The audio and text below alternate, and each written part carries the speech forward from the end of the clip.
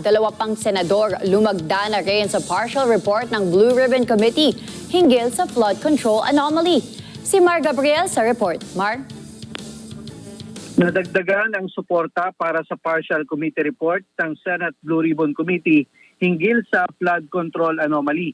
Yan ay matapos na lumagda ang dalawa pang senador kabilang si Senate President Vicente Soto III at Blue Ribbon Vice Chairman Erwin Tulfo. Ayon kay Senate President Pro Tempore at Blue Ribbon Committee Chairman Panfilo Ping Lacson, may iba pang senador na nagpahiwatig na rin na pumirma sa report. Sabi ni Lacson, may mga senador na nagdadalawang isip na lumagda dahil pinakiusapan sila ng ilang mga kasamahan sa majority bloc.